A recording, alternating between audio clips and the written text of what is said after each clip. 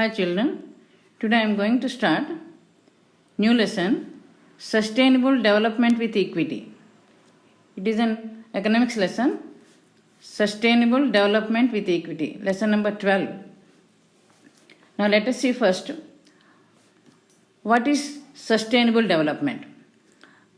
Sustainable development is the development that meets the needs of the present generation without compromising the ability of the future generations to meet their needs. To make it more clear, for the development of the country, development of economy, for any type of development, we are making use of different types of resources. Recklessly we are using land, water, minerals, everything we are using in a reckless way. And in the name of development, we are exploiting all the resources. And if we continue it, nothing will be left for the future generations. So, development should be such that the present and the future generations can also meet their needs. That is called as sustainable development. Already we have learned in ideas of development lesson, you remember I think, how human development index is an improvement over GDP. What is GDP? GDP is the value of all the final goods and services produced within the country during 1 year. And we cannot limit the development only to the production of goods and services. It is only one way of measurement of development, seeing to the GDP of the country. But the development can never be limited to the production of goods and services only. That is why Human Development Index, which also includes social indicators like health and education, etc.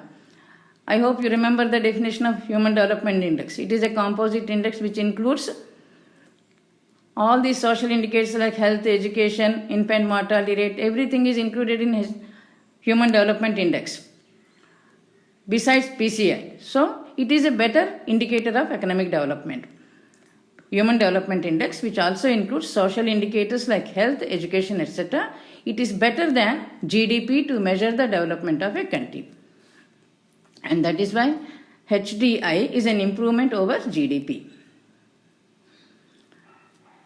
In India, nearly 92% of population is working in unorganized sector, where incomes are very low.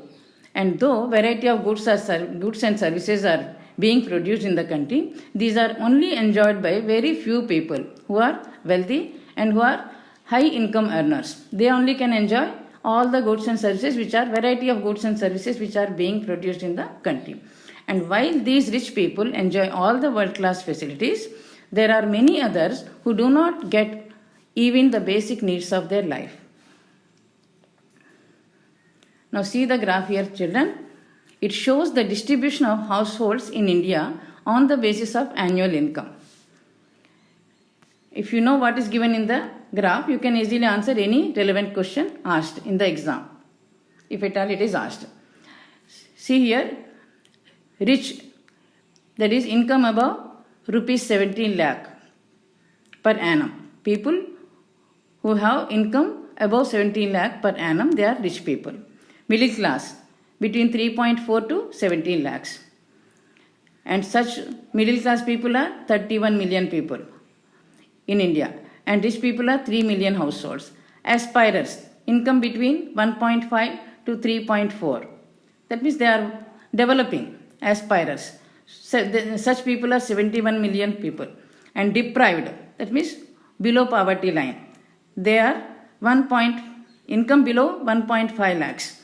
That is 135 million households are there who are deprived. So now if you know what is given in the graph, you can answer any question. Now, in the name of development, we are neglecting the environment. We are using the environmental resources to an unimaginable extent, so much so that nothing will be left for the future generations. We ourselves are responsible for many of the environmental issues like deforestation, soil erosion, declining groundwater levels, increasing pollution, rising dependence on fossil fuels, industrial emissions, use of chemical fertilizers and pesticides in agriculture, climate change, global warming. All these are environmental problems, and for all these problems we are only responsible. And of course, industrialization has brought lots of material comforts to some people. But on the other hand, It resulted in a world where natural resources are threatened and the climate is also disrupted. And this is not the pattern of development that we welcome. Now next, environment and development. Now let us see what is the role played by environment in the development of the country. The environment mainly performs two types of functions, and they are environment's source function and the second one is environment's sink function. Source function and sink function. These are the two functions performed by the environment. And it contributes to the development of the country through these two functions. Now let us see how. Many of the substances existing in the environment like land, water, minerals, products from trees and animals serve as raw materials in the production process both in agriculture and industrial sectors. The service sector activities also, they are depending on natural resources to a large extent. And the potential of environment to provide these resources is called environment's source function. The potential of environment to provide the raw materials needed in the production process like land, water, minerals, etc. It is called as environment's source function. And the second function is environment's sink function. The environment also absorbs and renders harmless the waste and pollution from various activities. All the waste like unwanted products of production and consumption, water used for cleaning, waste goods, packages, all these are absorbed by the environment. All these we are throwing in the environment back when they are useless, and the environment is making them harmless.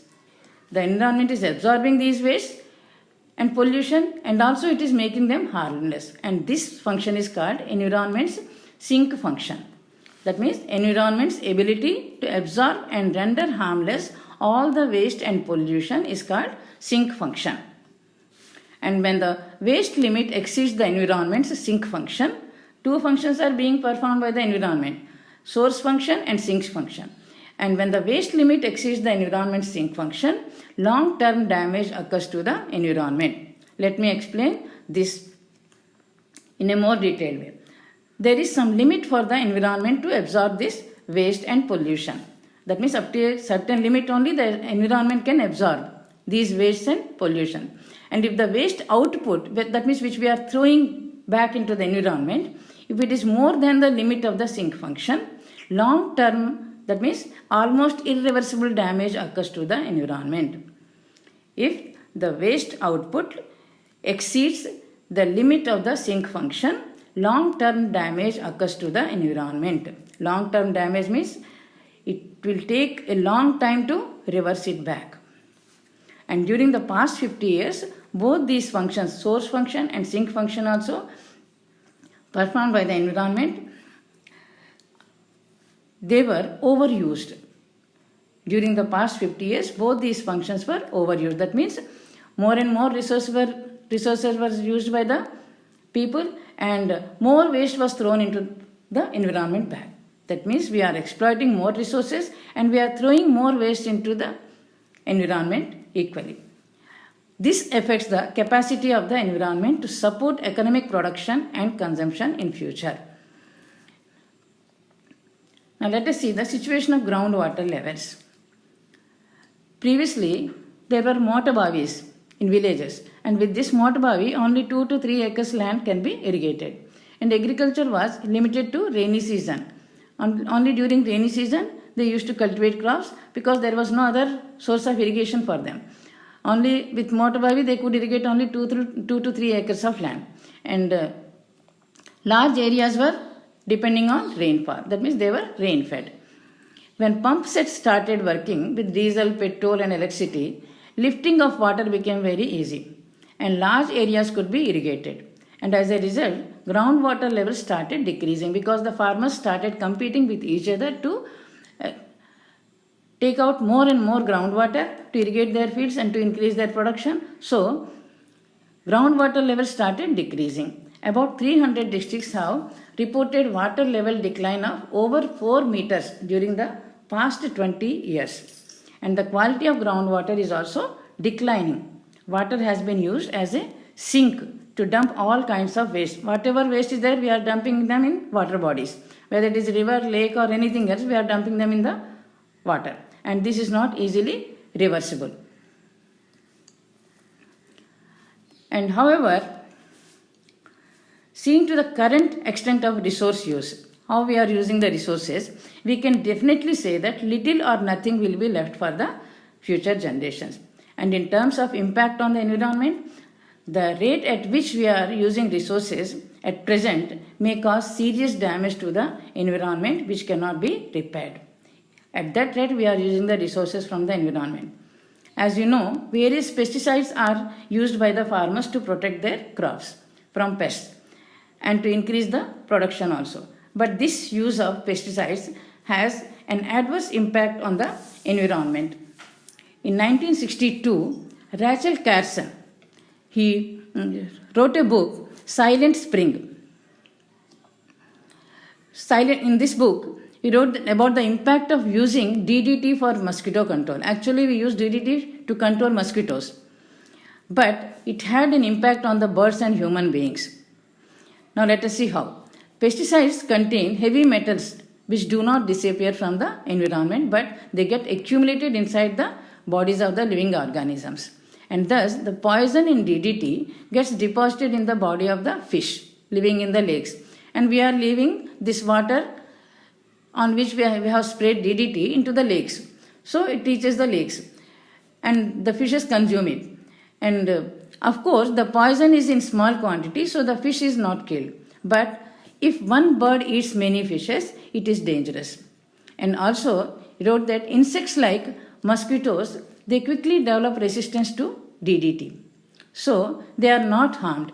And the purpose for which we spray DDT is not served here. You can see we are using DDT to kill the mosquitoes. But in reverse, DDT is causing harm to the birds and human beings themselves. It affects the human beings themselves in reverse. Now let me give another example. In 1976, to protect cashew crops from pests, the state government in Kerala got sprayed a pesticide called endosulfan. In one of the districts, Kasaragod district in Kerala, the government sprayed endosulfan over 15,000 acres of land to protect their cashew crops. As you know, Kerala is famous for spices and most of their economy depends on these spices only. So, to protect this crop from pests, the government sprayed endosulfan, which is a pesticide, over 15,000 acres of land by using helicopters.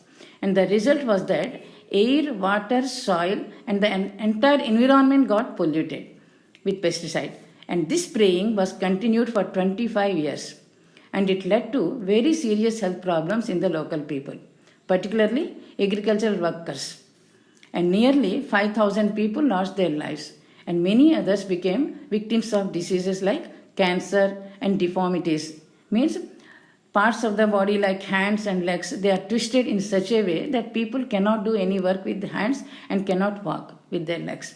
And in recent years, spraying of endosulfan was banned by the court. Seeing to this devastation in Kerala, the court banned the use of spray of endosulfan. Now, people's rights over the environment. Today, there are a number of cases where, in the name of modern development, lot of damage is caused to the environment. The Narmada Valley Development Project is the single largest river development scheme in India. And under this project, more than 3,000 small and large dams are constructed on river Narmada and its tributaries. And the largest dam on Narmada river is Sardar Sarovar Dam, which floods more than 37,000 hectares of forest and agricultural land. And also, more than 500,000 people are displaced due to construction of this dam. And most of them are Adivasis and Dalits. And it also destroyed much of India's fertile land. Baba Mahalia, who was a resident of Jalasindhi village in Jhabua district of Madhya Pradesh, he wrote a letter to the then Chief Minister of Madhya Pradesh. At that time, Digvijay Singh was the Chief Minister of Madhya Pradesh, and he wrote a letter to the then Chief Minister of Madhya Pradesh questioning the very idea of development. It was written in Bilala language, remember it. He wrote the letter on behalf of the people of village, and he explained in his letter how their lives are connected to the nature, rivers, forests, plants and trees, and how they enjoy all these, and how they worship some plants and trees, and how they sing song Guyana in praise of the river, and how they treat nature as their mother, giving everything that they need, and even for their ailments, how they take medicines from the medicinal plants in the forest. And he mentioned in the letter that they had been living in that place since many years, and they don't want to lose all this enjoyment by moving to other place. Actually, these local people were asked to move to Gujarat and settle there. But they didn't want, as their lives are connected with Jalasindhi village, river, forest, in such a way that they didn't want to get separated. The construction of Sardar Sarovar Dam proved to be very useful for the modern development because it was irrigating vast land and power could be generated, which was useful for many industries. And even for service sector also it was very useful. But for large number of people who were displaced due to the construction of dam, it was destructive. That means it completely destroyed their lives, as they had to leave their land and other properties and move to other place and search for a livelihood there. And even though the government gives them compensation, it is not enough for them to start a new life in the new place. The lives of most of the rural communities are connected with the environment strongly. For everything they depend on the environment, food, fodder, firewood, forest products. For everything they depend on the environment, that is forest. And if these people are displaced or if the environment is damaged or polluted in the name of development, these people are the greatest losers. The first and the greatest losers are these people only who are displaced. Not only people lose the benefits from the environment, but the environment itself is deprived of its rich biodiversity. These are the people who have great knowledge of each and every herb and tree in the forest. And all this traditional knowledge will be lost along with the people. And because of all these reasons, people resisted against the construction of Sardar Sarovar Dam and other dams in the Narmada Valley. And this protest has taken the shape of a social movement called Narmada Bachao Andolan. In short, we call it as NBA, Narmada Bachao Andolan. Now let us see about the other movement. Another important environmental movement is Chipko Andolan.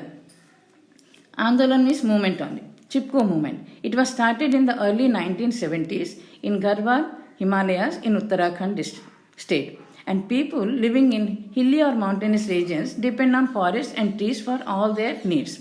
In 1970s, when these forests were being cut down for various industrial purposes, people wanted to protect the trees and forests through non-violent resistance. And the word Chipko means to embrace. The villagers hugged the trees to save them from access. This is called Chipko Andolan. Village women played an important role in this Chipko movement. Narmada Bachao Andolan or Chipko movement may be different, but they are demanding rights of the local communities over the environment. Chipko movement prevented the cutting down of trees, and Narmada Bachao Andolan stood for the rights of the people over the land, forest and river. Now, towards sustainable development. Aiming at modern development, the environmental issues are ignored for a long time. Developing countries like India need economic development to become developed countries. For this, agricultural and industrial development is must. Unless we develop agriculturally and industrially, the country cannot develop. For both these developments, extensive use of all the natural resources, including energy, is also must. And this leads to environmental pollution. That also cannot be denied. And it is a sacrifice we have to make if we want development. The argument of many policymakers is that once we achieve economic growth or economic development and become developed country, problems of pollution and environmental degradation can be handled carefully. By spending money, polluted river water can be cleaned, polluted air can be cleaned, and we can drink bottled water, etc. etc. Actually, this is the way followed by many of the developed countries. First, they polluted the environment in the name of development, and then they spent lot of money to rectify their mistakes. But this argument is wrong. The environment is already polluted and it is in a worst state. And being a vast country with huge population, if we exploit more and more resources and pollute the environment more and more, it will lead to environmental damages that cannot be rectified. And even if the future generations want to rectify the damages caused by us, they have to spend lots of money, provided we can ensure that they will not be polluted again. If there is a surety that they will not be polluted again, we can spend lot of money and then we can rectify the mistake. We can get them cleaned. But it is not like that. Is it justified to encourage a lifestyle that invites diseases and then spending lakhs of rupees for its cure? Like we are eating whatever food we like, pizzas, ice creams, everything we are eating, and we are getting some diseases. And then we are spending lakhs of money for that disease. So, we know well that prevention is better than cure. And anyway, it is unjust to ask the poor people to bear the cost of development. And that does not mean that we should not make development or we should stop development. We have to find out a path which is environmentally sustainable, eco-friendly. And while making progress, we have to bear in mind all the environmental issues and concerns. It is not an easy task, but it has been started. Now let us see what are the steps taken by the government towards sustainable development. Different groups like environmentalists, social workers and scientists are creating awareness among the people regarding environmental problems and shift towards sustainable development. That is one step. Different groups like environmentalists, volunteers, they are coming forward, social workers, scientists, and they are creating awareness among the people regarding sustainable development. And the second step is, in 1991, the Supreme Court, in one of its judgments, it made it very clear that right to life is provided under Article number 21. And this right to life includes the right to the enjoyment of pollution-free water and air for full enjoyment of life. That means water and air should not be polluted. We have the right to enjoy pollution-free water and air according to Article 21. And third step is, on issues like climate change, international organizations like IPCC. What is the full form of IPCC? Intergovernmental Panel on Climate Change. This international organization is holding conferences of all the world countries to reduce the emission of greenhouse gases. So, some of the international organizations are coming forward to find out a solution for this problem. And fourth one is, at community level, many community organizations have innovated sustainable ways of doing things. Instead of using chemical fertilizers and pesticides, farmers are now moving towards organic farming. In organic farming, farmers use compost, biological pest control in farming. So, that does not harm the environment. So, many of the farmers, they are shifting towards organic farming. Now, many states have realized the need for organic farming and are making a shift towards it. For example, Sikkim became the first state in India to switch over to 100% organic farming, and the next state is Uttarakhand. The first state is Sikkim and the second state is Uttarakhand. Now, an alternative PDS in Jahirabad. Here we have another interesting example on sustainable food production and its equal distribution. It is the alternate public distribution system initiated by Jahirabad village in Medak district of Telangana. Now let us see how people of Jahirabad took a step towards sustainable development and equity. When Green Revolution was introduced to increase the production in agriculture, through this Green Revolution, cultivation of rice and wheat was encouraged. In the beginning, it was introduced only in respect of rice and wheat.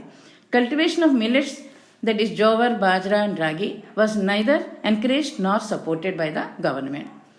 But the staple food of people in Zahirabad was millets. And due to Green Revolution, the local food culture of these people was lost.